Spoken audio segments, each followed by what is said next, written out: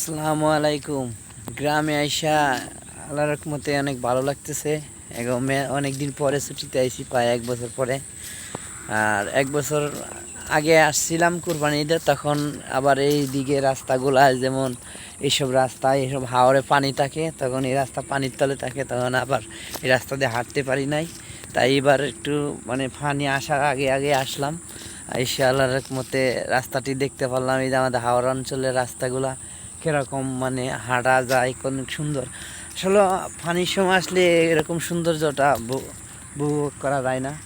এবং পানি যখন আসে তখন আবার এই পুরাটা ঢেউ হয়ে যায়, তখন আবার এই রাস্তা পানির তলে চলে যায়। এই জন্য মানে আল্লাহ রহমতে ঈদে কাজ করছিলাম, তাই ছুটি পাই নাই। এখন ইনশাল্লাহ ছুটি দিয়েছে, এই জন্য 3 দিনের জন্য এসেছি বাড়িতে। এবং তেলে সকাল সকাল যায় রাস্তাটা একটু গ্রামটা হাওরটা দেখে আসি, এবং কিছু জমি দামাও আছে এদিক দিয়ে দেখে আসি, অনেক সুন্দর।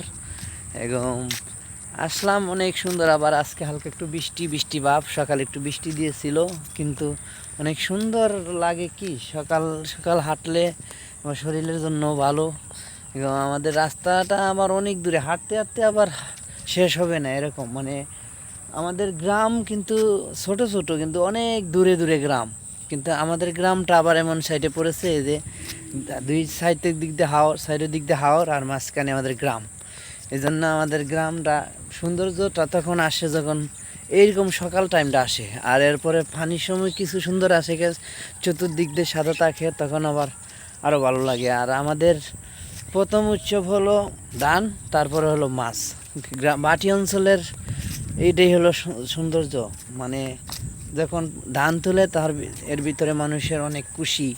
এরপরে যখন ধান তুলে 6 মাস তারা মাছ মারে, ওতে আরও খুশি। আর আসলে মানুষ, গ্রামের মানুষ সরল সোজা, তো না। আমরা যারা শহরে থাকি তারা ভাবতে পারি যে গ্রামের মানুষ অনেক কিন্তু না, আসলে গ্রামের মানুষ মোটামুটি অনেক ভালো।